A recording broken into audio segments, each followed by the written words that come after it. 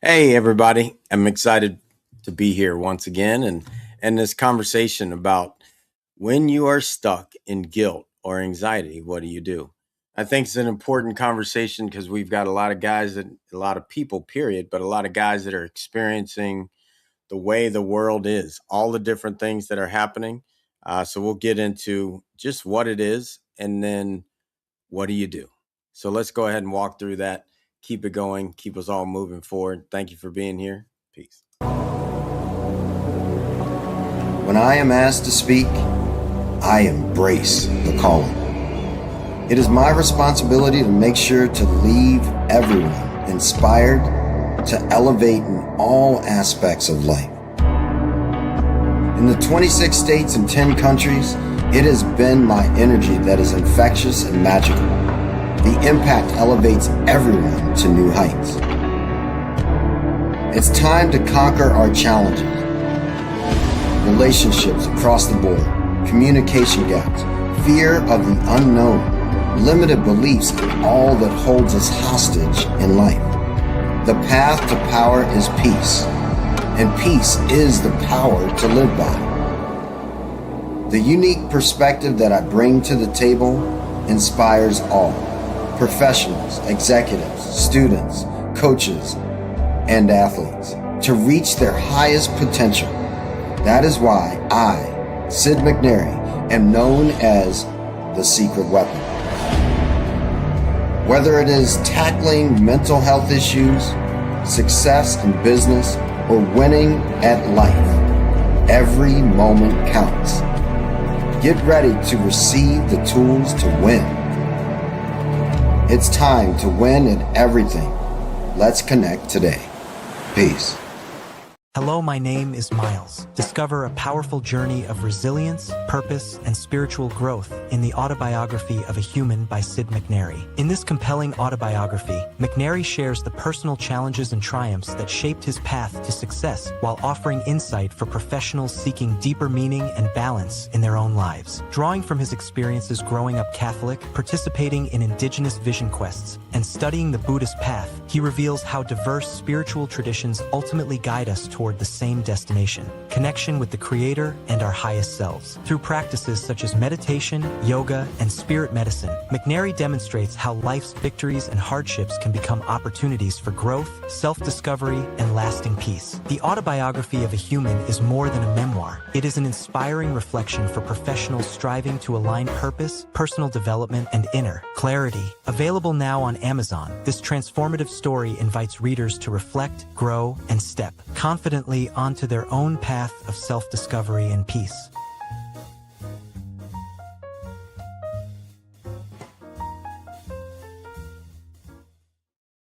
All righty.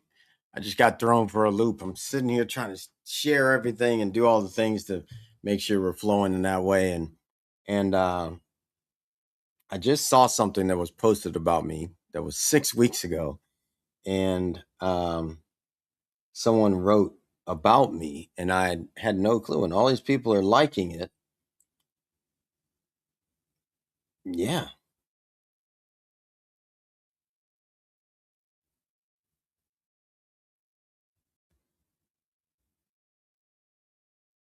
Oh, hold on. It just got a little different than I thought. Uh,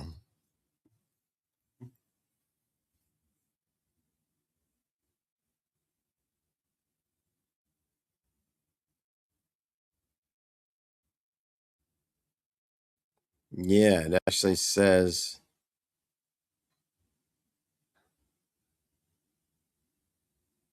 yeah, it's just strange. They even, for some reason, somehow this person thinks I'm in the courts and I'm far from the courts. So, uh, yeah, all interesting things. And so, which leads to this conversation when you're stuck in guilt. I'm not there, fortunately. And yeah. So let's get Chris up here so we can start this conversation because I just got thrown into an interesting depth there. What's up, man? How you doing? I'm good, brother. I'm good. It's great to see you. And yeah, those little things that kind of sneak up on us are kind of a little fun, aren't they? Yeah, absolutely. Uh, especially when it's 6 weeks ago. You're like, I had no idea. I love when you see stuff like that and you're like, oh, I didn't even know that existed. Yeah. Is it somebody you know? I think so. I mean, he says he's known me for 40 years. Well, that's crazy because you're only like 28. Right. Which that would put it back in like early part of my life. And so, no, I don't really know. I have no clue who this person. I even went over to his, and I'm disappointed in myself of not knowing somebody that says they've known me for 40 years.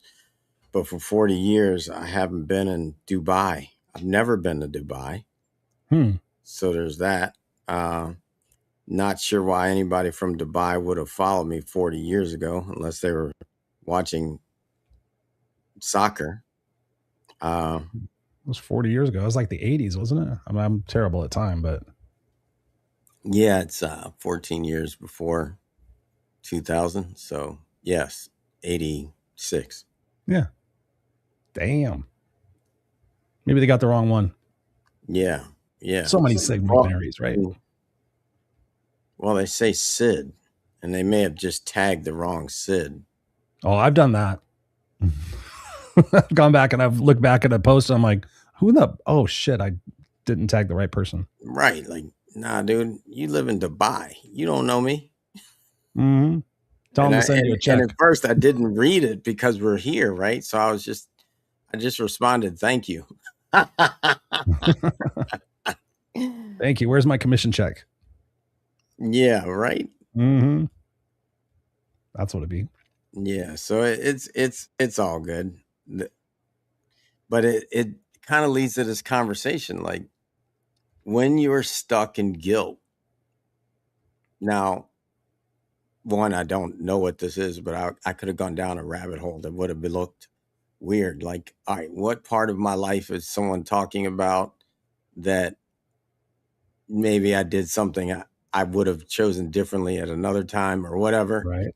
And then like, is there anxiety? No. I mean, so I don't have that, but I can understand how someone could be in that, right? Like could be in anxiety over the things they feel guilty about. Of course. And then, and often it is someone else's comment that leads someone down that rabbit hole. Like if I didn't know myself, I'd be down a weird rabbit hole trying to figure out myself through someone's post that likely is the wrong person. Mm-hmm. So it's Dr. Vibes in the comments asking, hey, Sid, can you DM me the link via Instagram? Yes, I will do Dr. that. Vibe. Doc, here it comes. I love that. Dr. Vibe. I've never heard anything like that. I love that. What's the vibe? Dr. Vibe. And he's always got a cool vibe. Right. He did misspell my name. So there it is. Like even Dr. Vibe can't spell my name right. He's like going Sid Vicious. The Sex Pistols. Yeah, no, but you're right. You know, it's just the world is interesting. And I think trying to navigate texting him at the same time as talking to you. The world is in this place where guilt, shame, hurt, anxiety is, for lack of another word to use, is the devil's way of playing. Like even that, right? Like if the devil could knock me off my game, as this person says they've known me for 40 years.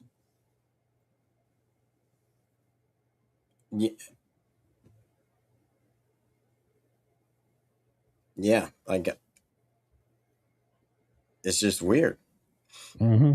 The world is in a weird place.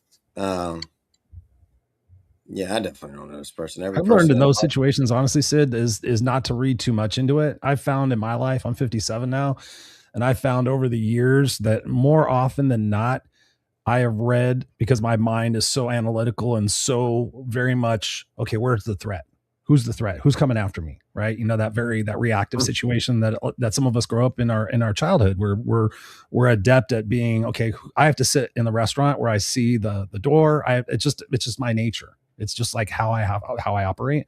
But I've noticed in situations like that where you get something that is unfamiliar, and you immediately start to read into it. And so I have found, like, I call it hitting the clutch pedal, hitting the brake pedal, pumping the brakes. What am I reading too much into this? How can I get some more factual information so I'm not making assumptions and allowing my nervous system to react to something that most likely isn't about me, or isn't entirely the whole situation that I'm seeing here in this case. And now I'm having an emotional response, which is going to cause ripple effects in the rest of my day.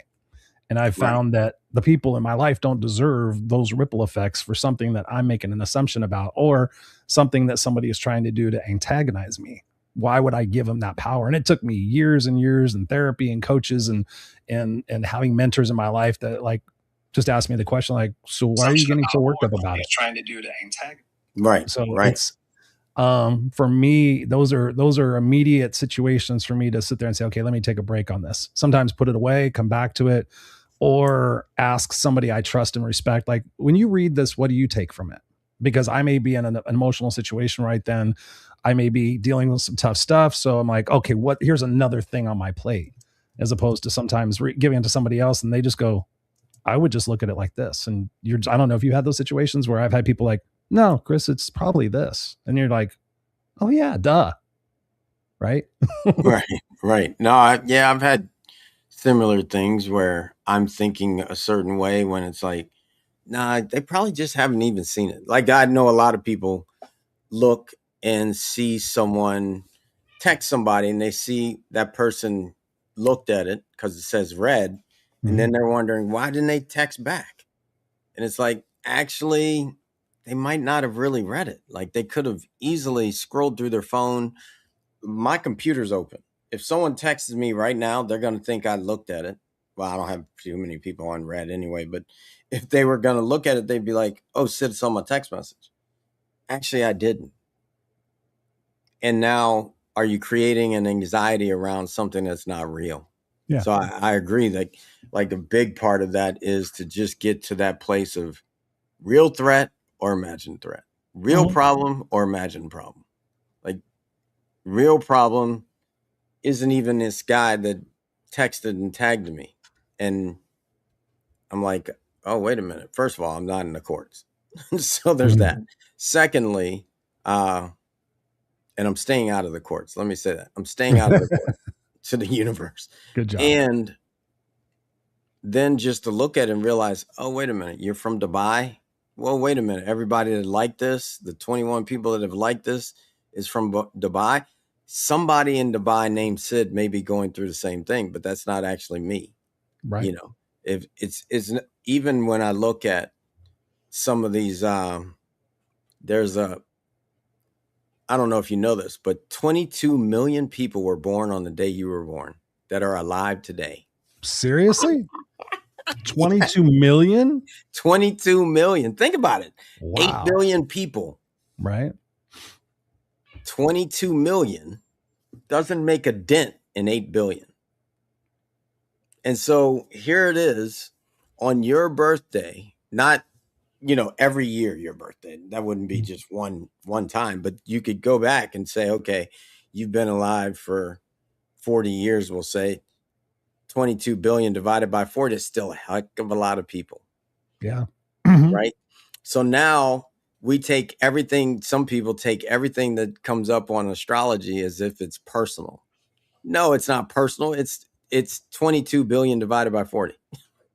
Right. So it's like those kind of things I think are important to recognize. Like, that is human understanding. Like, okay, let's just not stop at the knee-jerk reaction. Let's get some real understanding about what we're looking at. Here's Dr. Vibe. It's true. I mean, it goes back to that word. What's up, Dr. Vibe? Good to see you. It's all about making the assumption, right? So oftentimes, excuse me, we have parts and pieces of a story or a situation, And because we are people that need to fill in the gaps, we'll say, oh, that was because of that. And this is because of this. And then this is what I'm making it to mean about me, because everything's about us, right? And I have found more times than not, especially in working with my coaching clients, like, hey, Chris, can I get your feed on something? I'm like, absolutely. And then they'll say something. And I'm like, what if that was completely not about you? Like, do you know for an absolute fact that that is about you? Yes or no? Well, no, but it's got this and it's got this and it's got that. I'm like, okay, how would you feel, or how will you feel perhaps if it's not about you and you've taken all this time and all this brain power, ignored the other things that are important in your life because of this thing, and you're making assumptions about it? So my first question to everybody is always, what can you do to clarify the situation? Can you call the person? Can you text them back? What is something you can do to get more information on this? And rather than make an assumption and have your nervous system react and go into this fight or flight or freeze kind of situation, work with the facts, work with the details to be able to be more informed and less reactionary. And I find when people do that, they're like, Chris, you were absolutely right. More times than not, it wasn't about me, or I was making an assumption about something, or that person was angry that day and they really didn't look at the message when they sent it. They thought they sent it. And of course, the other thing I invite people to remember is that 85% of our body, 80% of our communication is our body language, our tonality, everything. So when you get something in writing, you get an email, you get a text message or something like that, we don't know what place that person's coming from. So it's always a good idea to pick up the phone and contact them and talk to them and say, okay, what was this about? And then make an informed judgment or a response on that based on having more information, rather than that, oh my God, and then they go tell 20 people, then all of a sudden they find out the truth and they're like, okay, now I feel like an idiot. Yeah. Dr. Vibe's got some heavy hands. Simona, yeah, he does. He's doing his thing, killing his keyboard. He probably has like three keyboards that he could plug in at any point in time and kill another one. Only one. He's missing 3 of the buttons on it too. He's like, yeah, I know where the W is.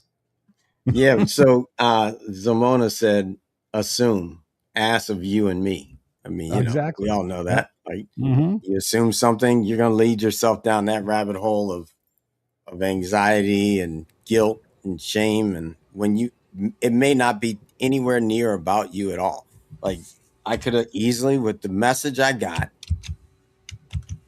it says Sid, and it's likely not about me. At least not in my reality. It's not about me. So all of a sudden I could have put myself in a catastrophe of thought for no reason. And that's just not my thing. Like in the Army, they talk about it's important to be responsible, which means able to respond. So if I'm not able to respond to something, to someone writes something or says something, then I've got to get myself in alignment to figure out, all right, what are you really saying? Does it even pertain to me? And then I'll be able to respond to what you're saying. Like I had this conversation with this guy today and he went for like a half hour. And I'm like, dude, I get it. You want to prove everything to yourself about creation, this, that, and the other. And I said, all right, so you're a manifestation guy. You got it. I'm not that guy, but you are. And I think that's great. But I'm like, all right, well then I just want you to manifest an elephant outside your house right now and then send me a screenshot. Well, I can't do that. So what can you do? Like, stop. Like, and so many people, from my limited vantage point, so many people are stuck in, they know everything. And actually, probably, you know very little. I don't care if you do know everything that's happening in your life. That's still very small amount in the universe. Right. Like, so stop. That's part of the muck. Like, for me, I'd like to call it human arrogance. Stop getting stuck in human arrogance of thinking you know what God can do. Because I haven't yet met the person that when I say, hey, man, did you reach inside of a woman and make yourself into a baby? And no one has said yes yet. So until I meet that person, I'm good. You don't know everything. And you're not God. As much as you want to say you're connected to God, you're not God because you didn't reach in and make yourself into a baby. It's true. Like It's even true. even Jesus didn't say, "Hey, that's above my." Jesus said, "That's above my pay grade." I can't tell you exactly what that's going to go like for your life because it hasn't told me anything. I get Mhm. that those things are real to me. Like if we assume that we know everything, that's where guilt and anxiety comes from. Assuming you know. It's true. It's true. And I think on that point, Sid, one of the biggest lessons I've ever learned, and I have people ask me that all the time, like, what are your top 5 lessons? One of the biggest lessons I've learned, I mentioned it here more than a few times, is seek first to understand, then to be understood. And I grew up with a mother who didn't care what other people thought, didn't consider their opinions or where they were coming from. It was her way or the highway. And I learned very quickly that that's not the way to operate in the world, and especially in the business world. I learned at first where it was like, I could see something in an email, or I could see something in a memo, or I could hear hearsay from 3 different people.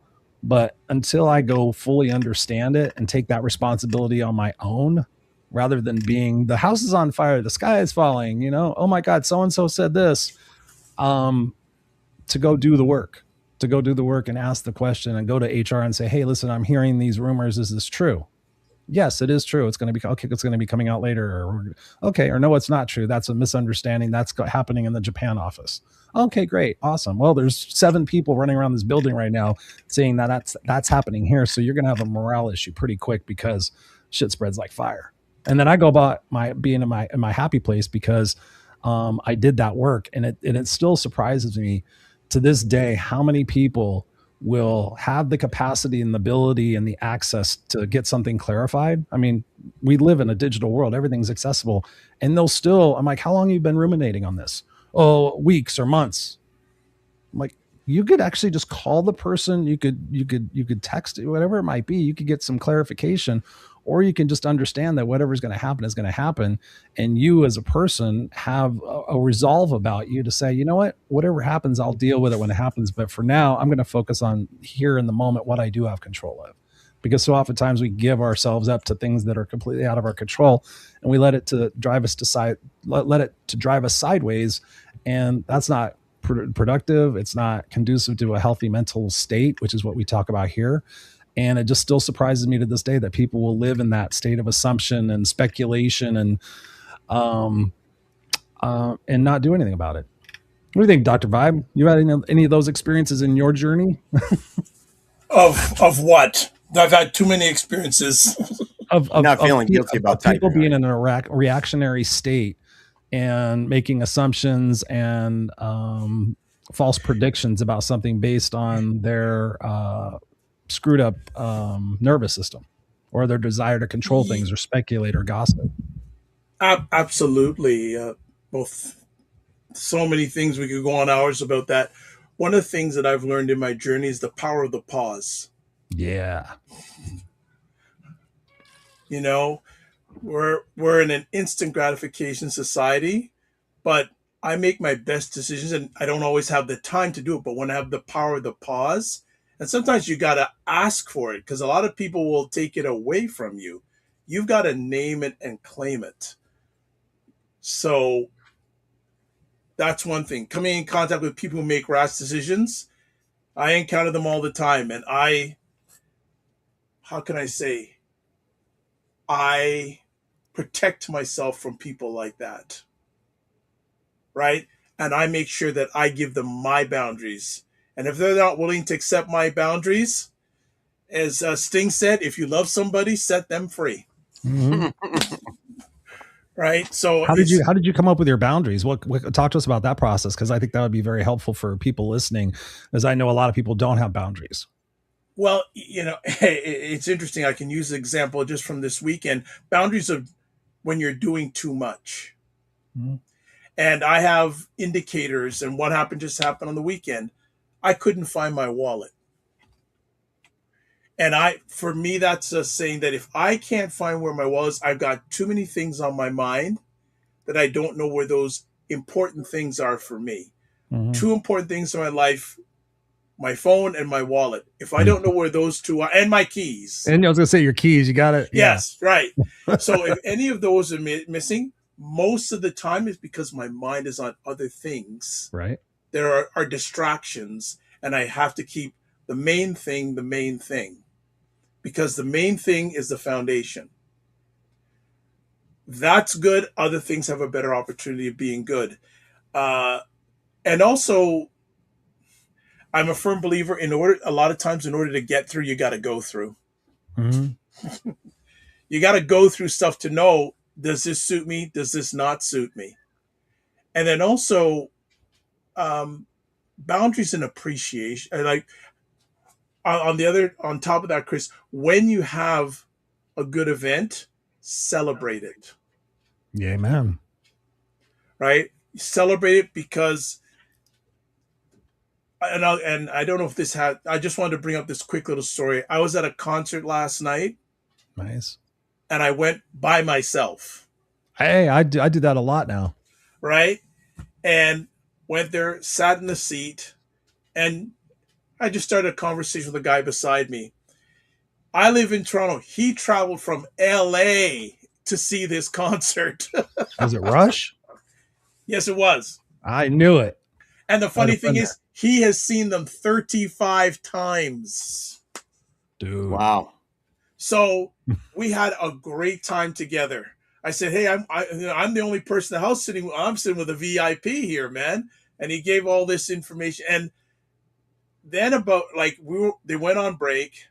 He got up, comes back 15 minutes later, says, "You know what? Since the first time you're seeing this man and it's a special occasion, he bought me a hat." Oh man, what a cool dude. Like I went, and that I'm still, my heart is still full about it. We had a great time together and all that. So appreciate, like with the guilt and all that, one way you can deflect guilt is celebrate the good. Mm. That's a great pushback on guilt in the world. So I hope that adds some context on what you two do. You do the the knowledge bombs both you've been sharing over the last few minutes. I mean, for me, it's, I mean, I don't have, I've let go at this point in my life. I've just let go of thinking I am creating anything.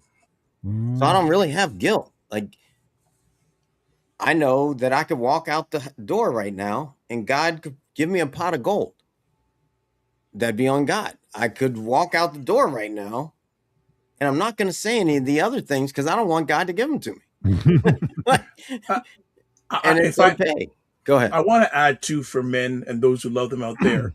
Guilt says I did something wrong. Shame says there's something wrong with me. Mm-hmm. So healthy guilt can motivate accountability, apology, and change behavior. Shame often keeps a man hiding, attacking themselves, or believing they're beyond repair. Right. So then just don't play in that. Like, and part of not playing in it for me is knowing that I did not create this. I'm not even creating these thoughts, these words that are coming out of my mouth. Even though they're coming out of my mouth, there's something bigger than me allowing me to even say them in the first place. So I really don't live in that because it's, most of these things we own as bad is because of our human arrogance to actually think that something else isn't actually in the driver's seat. And so then if this thing happened because I'm walking out to my car, then that's my fault. No, actually it can't happen if there's something bigger. And I really feel like part of our problem, especially here in the States where they've taken the idea of God out of schools. I'm not talking religion, but the idea that there is something bigger driving it all. Like my big thing most recently has been because I've been asked to speak on the supernatural and how does the supernatural, how does it affect our day to day? And then as I was dissecting and really looking at, all right, where did I see the supernatural? 3 years old. What did the supernatural do to me? Help me understand my purpose of being here. And here's the question. I'm not going to go too far down the rabbit hole because they'll probably make me rewrite everything that I've created for this group. But Here's the question. If you were designed, not just born, what would you be?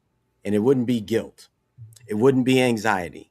I promise you that. If you were designed and lived in the design of what you were done to be, where would you be? Like now, then my whole work is helping people navigate how to find where their purpose was, not my purpose. Like, what was your purpose, Chris, Dr. Vibe, the purpose of why you were actually created? And then there's no guilt around anything because it would be like, oh, I did this thing. Oh, I was created to do this. I went in the wrong direction. Do I need to stay guilty about that? No, just go in the right direction. And it's just a whole different compass to me that takes away the gurus of the world and allows everybody to be their own guru because they were all created on purpose and actually let God be your guru.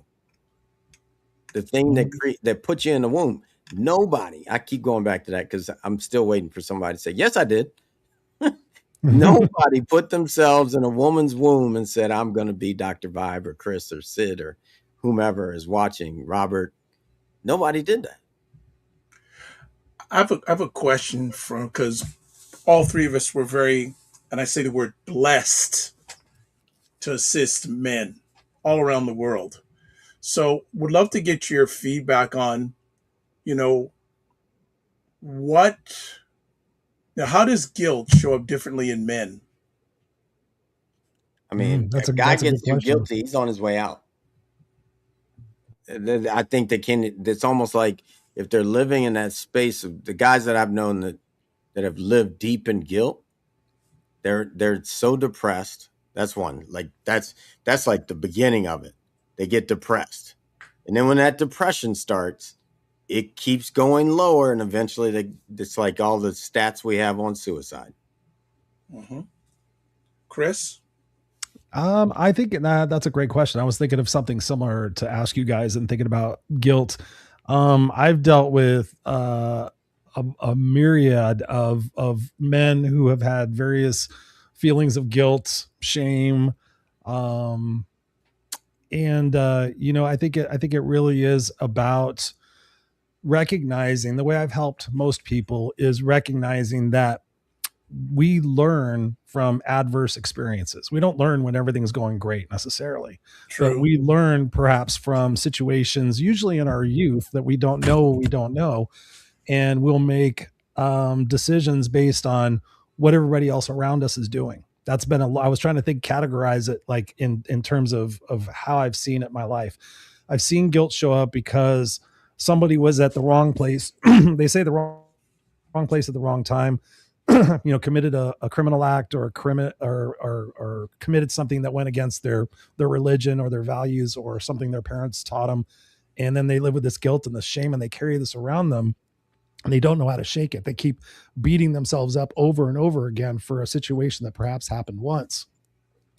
And I think it's important for people to recognize, ask yourself the question, what can I learn from this?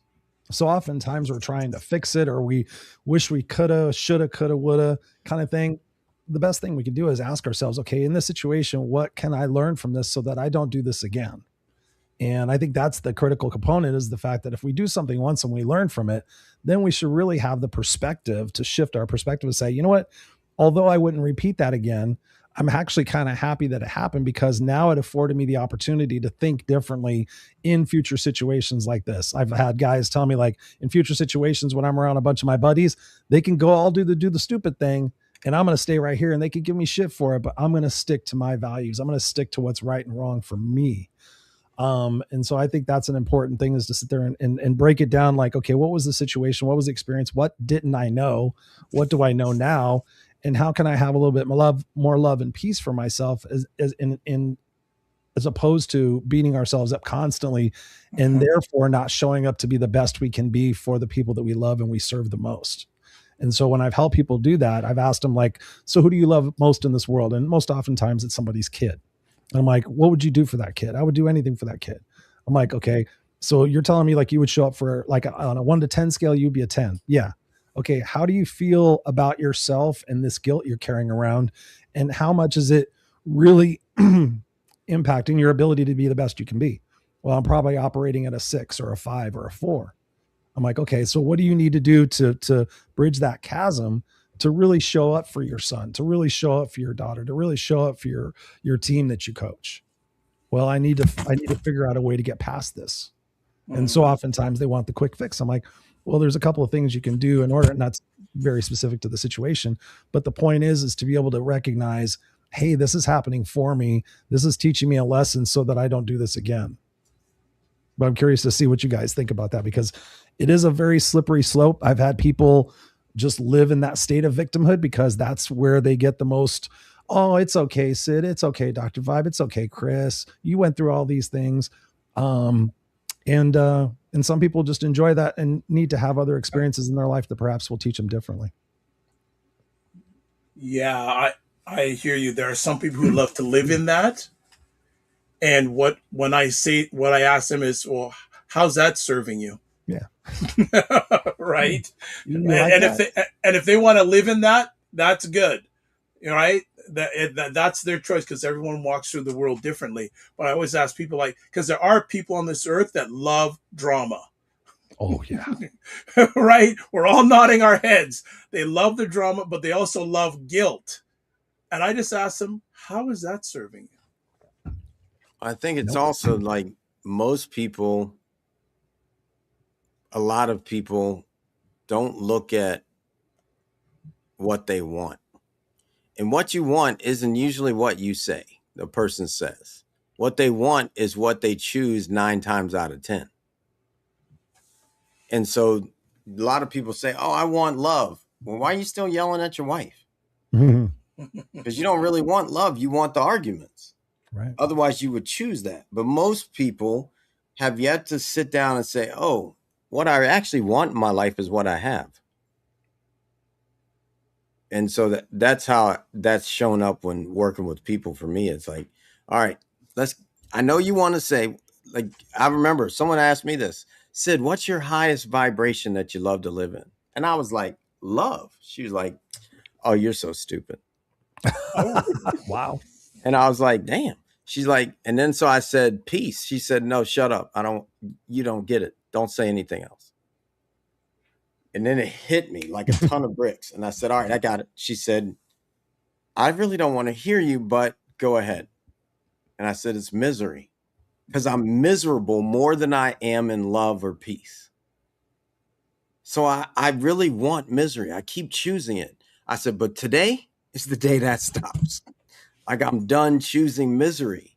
And so I really feel like that when people want something different, they will make the choice. And it's okay if they unconsciously or consciously continue to choose guilt or anxiety or hurt or shame, because it's teaching them at some point. You know, most of the time people want to stop someone's pain because they recognize the pain in themselves. Mm-hmm. They don't want to feel what it feels like to see someone else in that anxiety. So they want to fix it.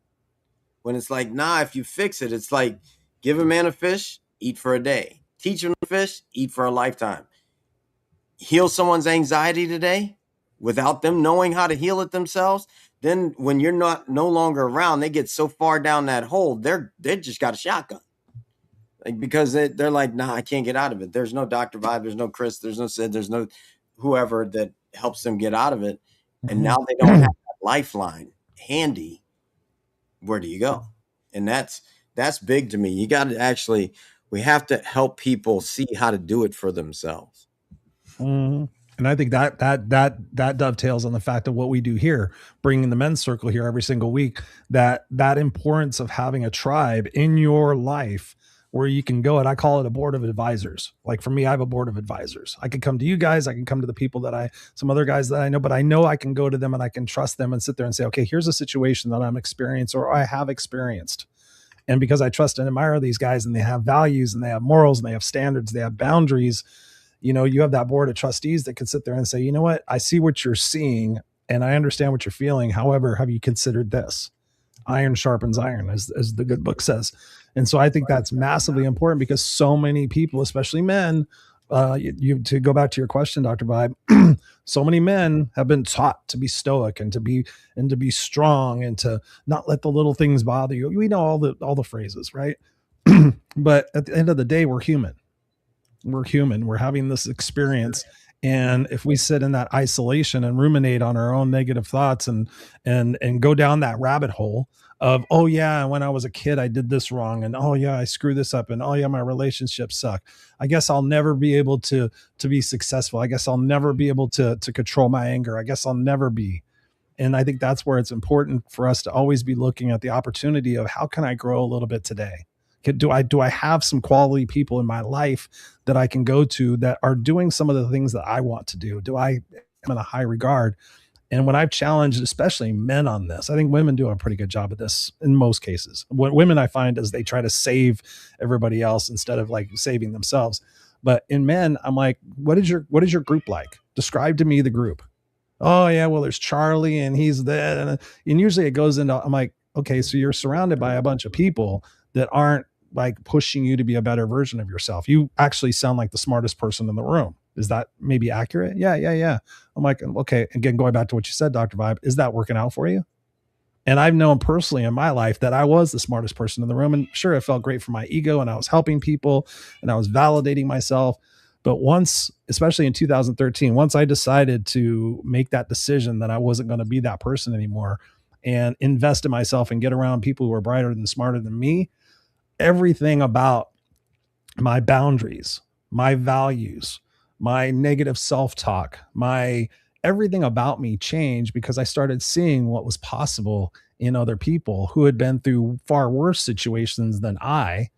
And it was a switching of a lens. It was like, okay, I don't need to be this version of myself anymore. I can be that version of myself. Love that. Love that. Yeah, It's important. It's not easy, but I mean, geez, it's a lot better than spending your entire life being miserable. yeah, yeah. I piggyback on what you're saying, Chris. You know, men need places where honesty is not punished, Yeah.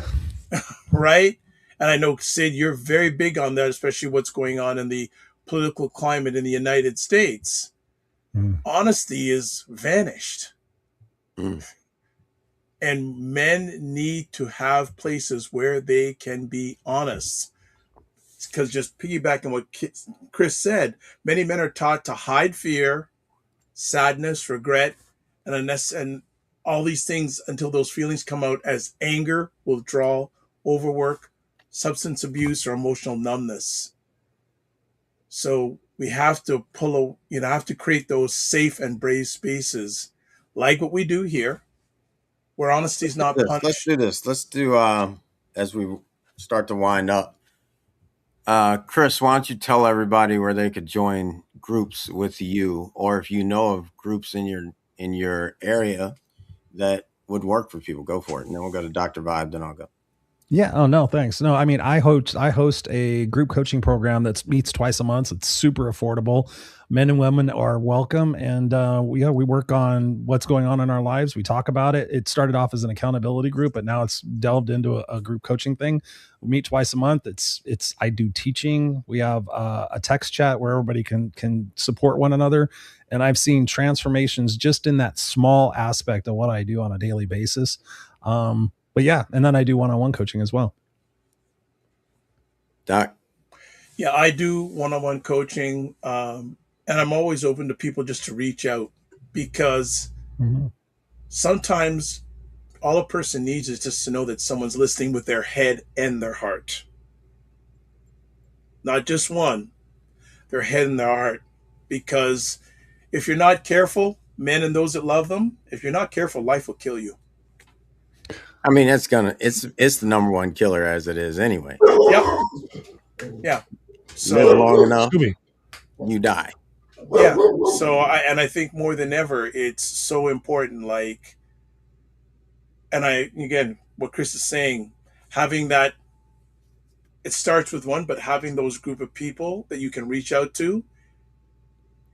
I would challenge, and I think I've said it here before. If a man is watching this, if you had something challenging happen to you at 3 o'clock in the morning, do you have someone you can reach out to? If you That's don't, that's and this that's is a just true my friend. if you don't, this is just my opinion. You're not in a good place. I'll just leave it at that. That's just me. Awesome. All right. So with me, we just finished 10 weeks, 6 a.m. men's circle. And so because people asked, I'm we're now hosting it at 6 a.m. on Fridays, men's circle. We've got 30 people that are already there. It's gonna skyrocket. So I'm excited for that. Then we on Sundays, 9:30 a.m. Eastern time, every first and third Sunday of the month, we have a group that's working through constantly on their own personal evolution. And then we have on Wednesdays, obviously you can come here, chime in as much as you like. On Wednesdays at 8 a.m., we have a group meet on Clubhouse, and then Wednesdays at 7 p.m., a group deal there too. So if you're looking, don't let money be the obstacle, because we've got ways for you to get involved. Like I said, Wednesday morning, Wednesday night on Clubhouse, and I think it is important that we were meant, all of us, to be in relationship. If you're battling this alone, that's not how you were created. You can't even the species the species cannot go alone, man or woman. If it's only a man and a woman left and they said we're going to walk away from each other, they don't make the next one. You can only do it in relationship. Adam and Eve were the only way they got to the next one. Got to be in relationship. So I think that's an important thing to like dive into, is what are your relationships? If you don't like something, like let's say you're living a blissful life and all of a sudden boom, something new comes in that is taking you off par or off step, look at who you brought into your life and what was the Mhm. relationship that was created when you brought that person in, because it's guiding it. It's all about relationships. Dr. Vibe, you gonna say something? Yeah, if I guess maybe 45 seconds with quick closeouts. And actually, the best people I know are the people who have the best relationships. And I'll add quick takeaways from me.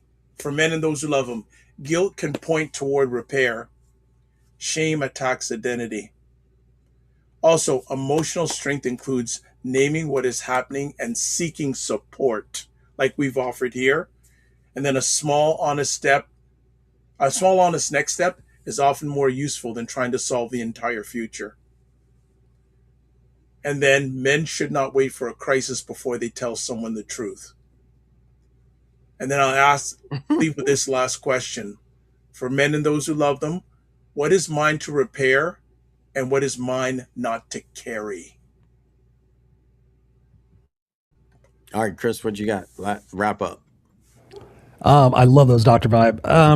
I think for me, it's number one in the moment. I have a short term and long term. In the moment when we're having those reactionary situations, I highly encourage people to take a deep breath. And I know that sounds cliche, but there's a thing called box breathing where you do 4 seconds in, you hold for 4 seconds, you exhale for 4 seconds, you hold for 4 seconds. Anytime I've ever done that for at least 4 or 5 times in those moments, I'm able to calm my central nervous system. I'm able to calm the breathing and the chaos that's going on. And then I'm able to ask myself that next question and be, okay, what can I do about it? What am I willing to do about it in this moment? Can I call somebody either to talk to them about the situation, or can I clarify the situation that I might be making an assumption of with that person? But so oftentimes we bury it, we suppress it.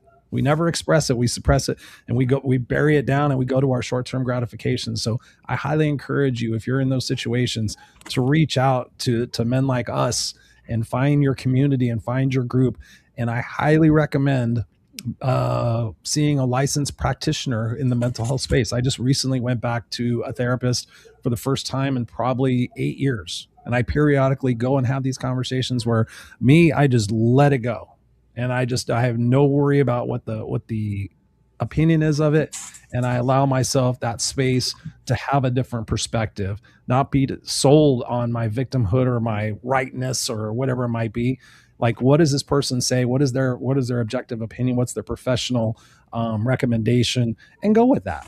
But to sit in silent desperation, hoping, wishing, and praying that something changes will only lead to your untimely death, most likely, and your fractured relationships and a feeling of not being enough. So you can sit there if that's working for you, but if you want to be successful in life and you want to leave a legacy that you're proud of, you need active people who are doing the stuff in your life that you want to do.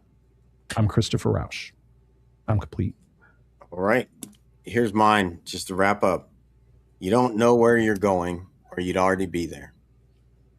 So stop thinking that what you were designed to get to, you're there, or you'd be gone tomorrow. Like it really would be like that. If your purpose is already complete, we'll see you soon.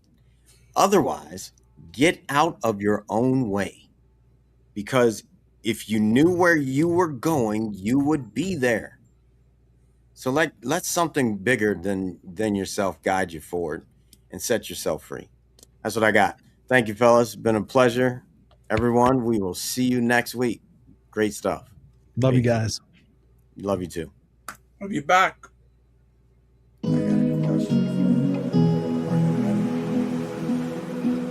been at peace for so long. It seems like I've been sitting all alone. Would you know when the crew is coming through? They're the ones that will make anew. Gotta go, gotta flow, gotta choose the truth. We the ones that will raise the roof. Let's roll up and throw down. Let's go and feel the sound. Good vibes, one tribe. Can you feel me now? Be you, be me, be free. Go and take it till we bounce the beat. Take it to the streets, make a move the feet. I can slow it down, look in my eyes now. Just like you two want it fast. Spread them wings and make it last. God was the one to erase the past. Time to bring it forward and see the forecast. Did you hear it? Did you hear it? Lift your dreams and fill the glass. Did you hear it? Did you hear it? Lift your dreams and fill the glass. That was God's broadcast. That was God's broadcast. Time to embrace the peace. Time to embrace the peace. Time to embrace the peace.